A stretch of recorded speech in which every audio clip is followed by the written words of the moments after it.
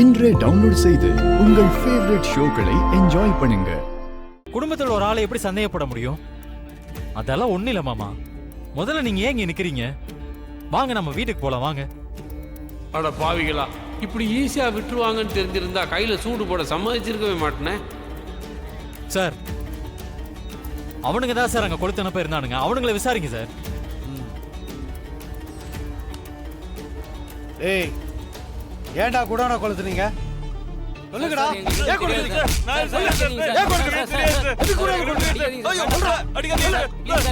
விட்டுருங்க சார். எதுக்கு குடோனை கொளுத்துனீங்க? சம்பந்தம் இல்ல. Please sir. அடிக்காதீங்க சார். யார் கொளுத்து சொல்லுங்க? ஐயோ, அடிக்காதீங்க சார். Please sir. யார் கொளுத்து சொல்லுங்க? வேணா சார், சொல்லிடுறேன் சார். சொல்லு. குடோனை கொளுத்து சொன்னது யாரு? சொல்லு. புவனேஸ்வரி அம்மா தான் சார் செய்ய சொன்னாங்க. புவனேஸ்வரி அம்மா தான் சார் கொளுத்த சொன்னாங்க.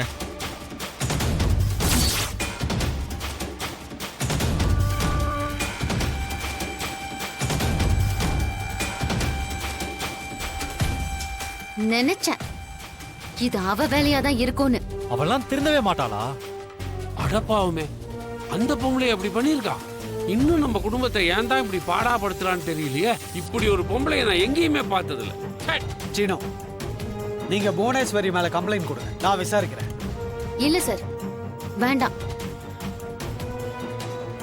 ஏன் வேண்டாம்னு சொல்றீங்க? அவதான் பண்ணிருப்பான்னு எனக்கு ஒரு டவுட் இருந்தது. இப்ப கன்ஃபார்ம் ஆயிடுச்சு.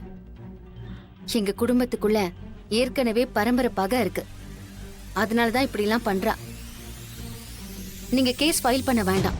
மாயா, அவ மேல கம்ப்ளைண்ட் கொடுத்து அரெஸ்ட் பண்ண சொல்லுவோம். அவளுக்கு இருக்கிற காசுக்கு ஈஸியா பெயில்ல வந்துருவா. இல்ல வேற யாரையாவது அவ இடத்துல ஜெயிலுக்கு போக வைப்பா. கம்ப்ளைண்ட் கொடுத்தாலும் வேஸ்ட் தான். நீ சொல்றதும் சரிதான். அவ என்ன வேணாலும் பண்ணுவா. சார், நாங்க இத வேற மாதிரி டீல் பண்ணிக்கிறோம். சரி, நான் எதுக்கு உங்க கிட்ட வாக்குமூலம் வாங்கிக்கிறேன். சரிங்க சார். ஏய், எழுந்துறீங்கடா. யோ, இவங்க கிட்ட வாக்குமூலம் வாங்க. சரிங்க சார். போங்கடா, போங்க. நடங்கடா, போங்கடா. வா. யோ, நடங்கடா. கூட்டிட்டு வாயா. ஓ ஓ போ. மாமா, ஏதோ தெரியாம உங்களை கூட்டிட்டு வந்துட்டாங்க. அதெல்லாம் பரவாயில்ல மாப்பிள்ள. அந்த புவனேஸ்வரி தான் இப்படி பண்ணியிருக்காளா? அவ வீட்டுக்கு போய் நான் சண்டை போடுறேன் பாருங்க.